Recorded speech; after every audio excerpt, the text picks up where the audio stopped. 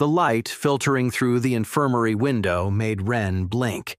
His head throbbed, but the effect of the potion they had given him was making the pain fade gradually. Taro almost jumped from his chair. "Finally," he said. "Are you okay? I thought you had died." Ren tried to sit up, but the world spun momentarily. "What? Stay still."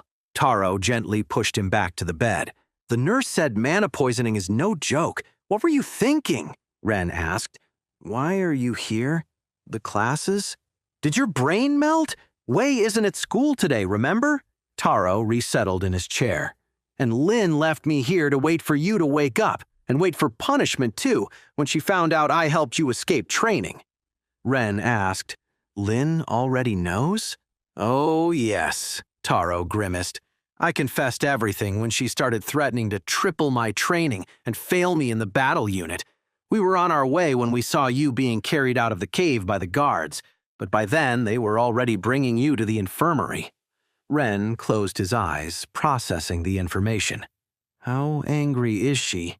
Taro replied, "Let's say when you return to training, you'll wish you had died from poisoning." Ren muttered, "Fantastic. And speaking of that," Taro said, "what the hell happened down there? The guards seemed really shaken up." "It's complicated," Ren said. "Complicated?" Taro raised an eyebrow. "Ren, you were foaming at the mouth. Your veins were glowing brighter than your mushrooms. They carried you running to the infirmary." "I need a favor," Ren said. "Oh no." Taro crossed his arms. "You're not changing the subject that easily. It's important and urgent." Ren tried to sit up again, this time more slowly. "I need one of the processed crystals from my room for today's cultivation before Lin returns and I lose the whole day suffering." Taro looked at him as if he had grown a second head. "You're joking, right?" "No, I'm serious," Ren insisted. "You just woke up from mana poisoning," Taro exclaimed. "Exactly." Ren lowered his voice. "My body is more receptive now that the potion just finished its effect. It's the perfect moment." "The perfect moment to do what? Die?" Taro asked. "Don't be dramatic," Ren said. "Dramatic?" Taro stood up, his beetle briefly manifesting from agitation. "You almost died!" Ren hushed him, looking to one side. "The nurse will throw you out if you shout." Taro shot back. "Good! Maybe she should throw your brains out too, since you're clearly not using them." Ren pleaded. "Taro." "No!" His friend shook his head. "I'm not going to help you kill yourself. I've had enough with lying to Lin. Do you know how terrifying she is when she's angry?" Ren said, "I do know, and I'll owe you one." "You owe me like 50, Taro retorted. "And I'll take you to gold rank," Ren smiled. "Please."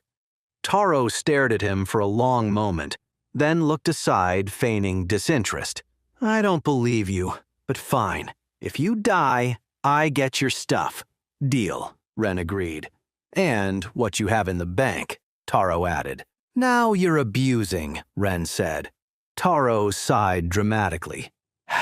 "Fine. What do you need?"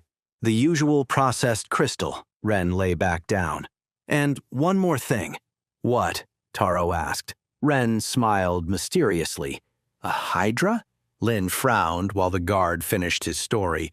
"Are you sure?" "Completely," the supervisor nodded. "2 heads, transparent scales. I've never seen anything like it, and for it to be so close to the surface." Lin asked, "And you say it was chasing Ren specifically?" The supervisor said, "Followed him until it had to return from lack of energy.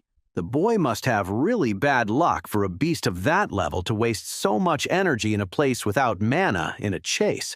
Or maybe it was good luck because he survived." He continued, "He even got us out of the initial surprise and suggested how to stop it. An interesting kid. Shame about his beast. I guess he does have very bad luck, without doubt." Lin processed the information. Something didn't add up. Ren wasn't weak, but his beast was, even with all his training. How could he have found a hydra? How deep had he gone? And if that was the case, how had he survived so long at that depth? "Thank you for your time," she said, turning to leave, when something caught her attention. A presence in one of the nearby trees. This wasn't the kind of concealment a normal student would use. There was something semi-professional about it. Lynn took off running to the guard's surprise. The presence vanished suddenly, as if it had never been there. Except Lynn knew that sensation. Her crane partially manifested its wings and slightly elongated her legs while following the trail, her beast's enhanced perception tracking the faintest disturbances in the air. A flash of movement to her right. Someone appeared for an instant before vanishing again. Interesting, Lynn murmured. The jumps were becoming more abrupt now, almost clumsy in their haste. Whoever it was, they were more concerned with speed than subtlety. Another flash, this time to her left. Lynn adjusted her course, her crane helping her maintain the pace while analyzing the pattern of movements.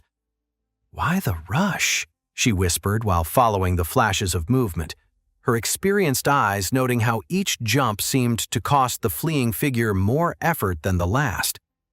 The chase led them toward a more densely wooded section. Clever, Lynn had to admit it, but not enough. The girl staggered upon appearing on the last branch before the administrative building. Her jumps had become clumsy, each transportation consuming more energy than the previous one. One last jump, she thought, while focusing on the director's window. Her beast protested. Too many jumps in too little time, especially after the strain in the depths. "Your jumps are terrible today. I didn't teach you to." The director began, having perceived her long before she arrived. When she appeared inside the office, her legs gave way beneath her. She held on to the edge of the desk to avoid falling. The director rose, alarmed. "What happened?" "I saw." "Sit." The director quickly moved a chair toward her, his concern evident. "Are you hurt?" She shook her head while dropping into the chair. "Just tired. Too many jumps." "Are you sure?" "Yes. I was following the mushroom boy as you asked," she began, her breathing still agitated. "He entered the caves this morning." "The caves?" The director frowned, but then remembered. "Ah, Wei is out today," his expression becoming understanding. "Economic troubles. Wouldn't be the first student trying to recover their investment working extra in the mines. But I don't see how that's reason to—" "It's not that," the girl shook her head. "They carried him out unconscious. Mana poisoning." "What?" Hey amazing viewers, it's Renz here. Thanks for sticking with us. By the time of the release of this video, only 6.9% of our viewers have joined the party by subscribing, and 93.1% of you might miss out on our next mind-blowing video. So what are you waiting for? Hit that subscribe button and join the exclusive club.